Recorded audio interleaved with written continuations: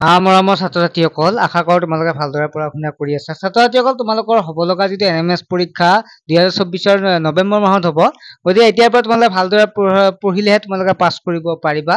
চ' তোমালোকৰ সুবিধাৰ কাৰণে মই ভিডিঅ'টো প্ৰস্তুত কৰিছোঁ। আজি আলোচনা কৰিম ছ'চিয়েল ছায়েন্সৰ কেইটামান কুৱেশ্যন এনচাৰ, যিকেইটা কুৱেশ্যন এনচাৰ পৰীক্ষাৰ কাৰণে বহুতেই ইম্পৰ্টেণ্ট। এইকেইটা তোমালোকে চাই যাবাই, ইয়াৰ পৰা যিকোনো প্ৰশ্ন আহিবই। ছাত্ৰ-ছাত্ৰীসকল, ইয়াৰ উপৰিও তোমালোকৰ ক্লাছটো কৰাৰ আগতে তোমালোকক অৱগত কৰাব বিচাৰো যে যিসকল ছাত্ৰ-ছাত্ৰীয়ে অনলাইন টিউচনৰ জৰিয়তে তোমালোকে পাছ কৰিব বিচাৰা, যিসকলে গুৰুত্ব দি পঢ়িম বুলি ভাবিছা বা এই পৰীক্ষাটো পাছ যেনেকৈ নহওক কৰিম বুলি ভাবিছা, তেতিয়াহ'লে তোমালোকে কি কৰিব লাগিব? একমাত্ৰ কষ্ট কৰিব লাগিব, অৰ্থাৎ তোমালোকে পঢ়িব লাগিব।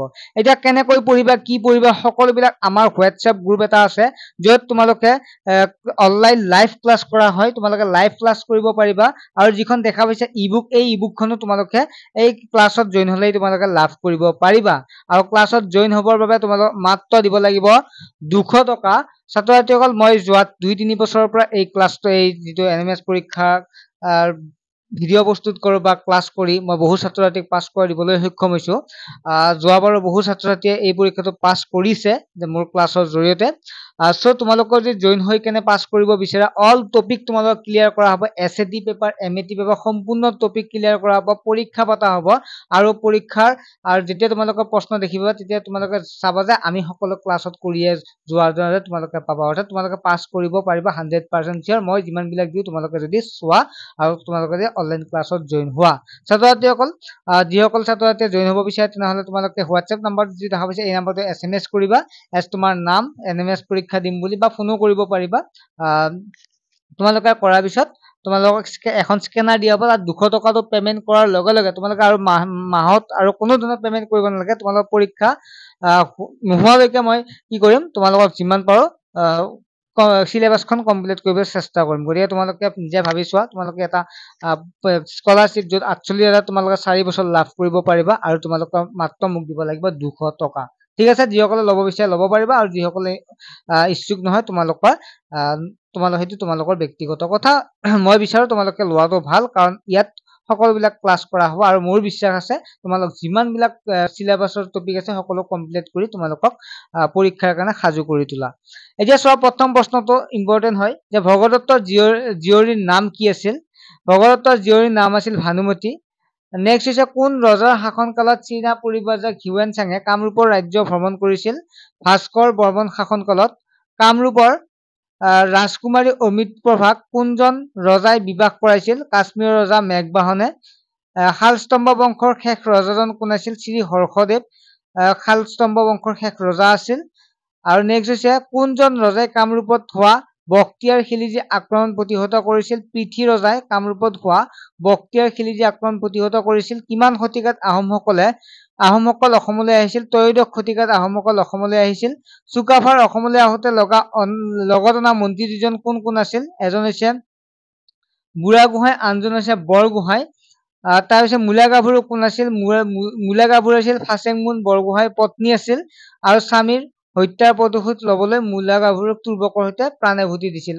এনেকুৱা প্ৰশ্ন আহিব পাৰে যে তলৰ কোনগৰাকী মহিলাই তুৰ্বকৰ সৈতে যুদ্ধ কৰিছিল? তেতিয়া মূলা গাভৰুৰ নাম থাকিলে তোমালোকে ইয়াত কাৰেক্ট দি দিবা। ঠিক আছে, যিকোনো প্ৰশ্ন তোমালোকে এনেকুৱা আহিব পাৰে। নেক্সট হৈছে 9 নম্বৰটো হৈছে, কিমান খ্ৰীষ্টাব্দত গদাধৰ সিংহ আহোম সিংহাসনত বহে? 1861 খ্ৰীষ্টাব্দত। কোচ ৰজা নৰনাৰায়ণে কিমান খ্ৰীষ্টাব্দত আহোম ৰাজ্য আক্ৰমণ কৰিছিল? 1562 খ্ৰীষ্টাব্দত। চুতীয়াসকলে শ্ৰেষ্ঠ ৰজাজনৰ নাম কি হৈছে? গৌৰীনাৰায়ণ বা ৰত্নধ্বজ পাল বুলি আহে। অসমৰ মধ্যযুগৰ শাসন কৰা উল্লেখযোগ্য ৰাজ্যসমূহ কি কি আছিল? কামৰূপ, কমতা, চুতীয়া, বাৰভূঞা, কছাৰী আৰু আহোম। দখনা কোন জাতিৰ মহিলাসকলে পৰিধান কৰে? এইবিলাক প্ৰশ্ন আগতে আহিছে। বড়ো জাতিৰ মহিলাসকলে। আহোমসকলৰ ৰাজত্বৰ ভূ-সম্পত্তি গৰাকী কোন আছিল? ৰজা আছিল। মধ্যযুগত প্ৰাৰম্ভিক পৰ্যায়ত কি প্ৰথাৰ দ্বাৰা ব্যৱসায় চলিছিল? বিনিময় প্ৰথাৰ দ্বাৰা ব্যৱসায় চলিছিল। কপিলীৰ পাৰত আলিপুখুৰীৰ বৰদোৱাত কোনে টোল পাতি জ্ঞান চৰ্চা কৰিছিল? মহেন্দ্ৰ কন্দলীয়ে। ব্ৰিটিছ ইষ্ট ইণ্ডিয়া কোম্পানী কিমান খ্ৰীষ্টাব্দত প্ৰতিষ্ঠিত হয়? 1599 খ্ৰীষ্টাব্দত। ভাৰতলৈ অহা জলপথেৰে পোনপ্ৰথমে কোনজন নাবিকে আৰম্ভ কৰিছিল? Vasco da Gama. বহুত ইম্পৰ্টেণ্ট প্ৰশ্ন এইটো। গোলন্দাজসকল ভাৰতলৈ কোন ঠাইত প্ৰথম দুৰ্গ সাজে? পুলিকটত। দ্বিতীয় চাৰ্লছ বোম্বে অৰ্থাৎ মুম্বাই কাক লিজত দিছিল? যাক আগতে বোম্বাই বুলি কোৱা হৈছিল, বৰ্তমান মুম্বাই কাক লিজত দিছিল? ইংৰাজ ইষ্ট ইণ্ডিয়া কোম্পানী। কোনে ব্ৰিটিছ ইষ্ট ইণ্ডিয়া কোম্পানীক ফৰমান জাৰি কৰিছিল? ফাৰুকছিয়াৰে। ব্ৰিটিছ আৰু ফৰাচীৰ মাজত কিহৰ বাবে প্ৰতিদ্বন্দ্বিতা হৈছিল? ব্ৰিটিছ আৰু ফৰাচীৰ মাজত সাম্ৰাজ্য স্থাপনৰ বাবে প্ৰতিদ্বন্দ্বিতা হৈছিল। প্ৰথম আৰু দ্বিতীয় কৰ্ণাটক যুদ্ধৰ সময়ত ফৰাচীসকলৰ গভৰ্ণৰ কোন আছিল? গভৰ্ণৰ ফ্ৰান্সিছ ডুপ্লে আছিল। সিৰাজউদ্দৌলাৰ প্ৰধান সেনাপতি মীৰ জাফৰ আছিল। বংগৰ প্ৰথম গভৰ্ণৰ জেনেৰেল কোন আছিল? বংগৰ প্ৰথম গভৰ্ণৰ জেনেৰেল ৱাৰেন হেষ্টিল আছিল। কোনে চৰ্ত বিলোপ নীতি উদ্ভাৱন কৰিছিল? লৰ্ড ডেলহাউছিয়ে চৰ্ত বিলোপ নীতি উদ্ভাৱন কৰিছিল। লৰ্ড কৰ্ণৱালিছৰ কাৰ্যবিধিখন কি বুলি জনা যায়? কৰ্ণৱালিছ সংহিতা বুলি জনা যায়। ভাৰতৰ চিৰস্থায়ী বন্দোবস্ত কোনে প্ৰৱৰ্তন কৰিছিল? লৰ্ড কৰ্ণৱালিছে। কোনজন গভৰ্ণৰ জেনেৰেলে ভাৰতৰ মাটিৰ পট্টা দিয়াৰ ব্যৱস্থা প্ৰৱৰ্তন কৰিছিল? লৰ্ড হেষ্টিঙে। শিক্ষা সম্পৰ্কত চাৰ্লছ উডৰ প্ৰেৰণপত্ৰ কোনজন ইংৰাজ গভৰ্ণৰ জেনেৰেলে প্ৰস্তুত কৰিছিল? গভৰ্ণৰ জেনেৰেল লৰ্ড ডেলহাউছিয়ে শিক্ষা সম্পৰ্কত চাৰ্লছ উডৰ প্ৰেৰণপত্ৰ প্ৰস্তুত কৰিছিল।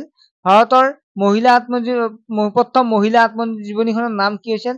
কলিকতাৰ ৰাজসুন্দৰী দেৱীয়ে প্ৰথম মহিলা আত্মজীৱনীখন লিখিছিল। কোনে লিখিছিল বুলি সুধিছে, গতিকে কলিকতাৰ ৰাজসুন্দৰী দেৱীয়ে। এতিয়া আৰু এটা ইম্পৰ্টেণ্ট বস্তু থাকে যে ইয়াত কিছুমান অপশ্যন থাকে, আগতে আহি গৈছে এনেকুৱা প্ৰশ্ন। ৰাজা ৰামমোহন ৰায়ে ব্ৰাহ্ম সমাজ গঠন কৰিছিল। ৰামকৃষ্ণ পৰমহংসদেৱে ৰামকৃষ্ণ মিছন। তাৰপিছত নেক্সট যদি আমি চাওঁ, গোবিন্দ ৰানাডে প্ৰাৰ্থনা সমাজ, দয়ানন্দ সৰস্বতী আৰ্য সমাজ। তাৰপিছত নেক্সট ছাৰ সৈয়দ আহমদ খানে আলিগড় আন্দোলন লগত জড়িত। অসমত কেতিয়া শাক্ত ধৰ্মৰ পুনৰুত্থান হৈছিল? 18 শতিকাত, যেতিয়া লক্ষ্মীনাথ সিংহৰ ৰাজত্ব কালত। স্বৰ্গদেউ দক্ষিণ সিংহত পাছত আহোমৰ ৰাজপাটত কোনে আৰোহণ কৰিছিল? তেখেতৰ পুত্ৰ গৌৰীনাথ সিংহই। কেপ্টেইন ৱেলছৰ অসম আক্ৰমণত সময়ত ব্ৰিটিছ গভৰ্ণৰ জেনেৰেল কোন আছিল? লৰ্ড কৰ্ণৱালিছ আছিল। আহোমসকলৰ শেষ ৰজাজন কোন আছিল? পুৰন্দৰ সিংহ আছিল আহোমৰ শেষ ৰজা। এইটো বহুতে ইম্পৰ্টেণ্ট হয়, এইটো তোমালোকৰ পৰীক্ষাৰ কাৰণে চাবা। ইয়াণ্ডাবু সন্ধিটো ইম্পৰ্টেণ্ট হয়। কিমান চনত ইয়াণ্ডাবু সন্ধি স্বাক্ষৰিত হৈছিল? 1826 চনত 24 ফেব্ৰুৱাৰীত। কেতিয়া ভাৰতবৰ্ষখন সম্পূৰ্ণৰূপে ব্ৰিটিছ উপনিবেশ পৰিণত হয়? অষ্টাদশ শতিকাত। কোন গভৰ্ণৰ জেনেৰেল শাসনকালত এছাম দেশীয় ৰাজ্যৰ ৰাজকীয় মৰ্যাদা উপাধি পেঞ্চন আদি কাঢ়ি লোৱা হৈছিল? ডেলহাউছিৰ শাসনকালত। 1857 চনত চিপাহী বিদ্ৰোহৰ প্ৰথম শ্বহীদ কোন আছিল? মংগল পাণ্ডে। মণিৰাম দেৱানৰ সৈতে কোনজন নেতাক ফাঁচি দিয়া হৈছিল? পিয়লি বৰুৱাক। অসমৰ কৃষক বিদ্ৰোহত কোনে পৰিচালনা কৰিছিল? ৰাইচ মেল সমূহে। ছাত্ৰ ছাত্ৰীসকল, আশা কৰোঁ তোমালোকে বুজি পালা। যদি বুজি পালা তেতিয়াহ'লে বা ক্লাছটো যদি তোমালোকৰ ভাল লাগিল তেনেহ'লে তোমালোকে লাইক কৰিবা। বহুতে ইম্পৰ্টেণ্ট হয়, এনেকুৱা প্ৰশ্ন পৰীক্ষাত অহা গৈছে আৰু কেইবাৰ কিছুমান কমন লৈ কেনে কৰা গৈছে। যিসকলে এতিয়ালৈকে চেনেলটো ছাবস্ক্ৰাইব কৰা নাই ছাবস্ক্ৰাইব কৰিবা, আৰু কোনোবা যদি তোমাৰ বন্ধু বান্ধৱী এনএমএছ পৰীক্ষা দিয়ে তোমাৰ যিটো ভিডিঅ'টো শ্বেয়াৰ কৰি দিবা। ঠিক আছে, আশা কৰোঁ তোমালোকে ভালদৰে পঢ়া শুনা কৰা, আৰু লগতে তোমালোকে ক্লাছত যদি জইন হোৱা তেতিয়াহ'লে তোমালোকক মই ডাইৰেক্টলি হেল্প কৰিব পাৰিম, য'ত তোমালোকে পাছ নকৰা কোনো প্ৰশ্নই নাহে, অৰ্থাৎ পাছ কৰিবই পাৰিবা যিসকলে গ্ৰুপত জইন হ'ব। আৰু মই যিমান পাৰোঁ তোমালোকক কষ্ট কৰি পাছ কৰাই দিয়াৰ চেষ্টা কৰিম।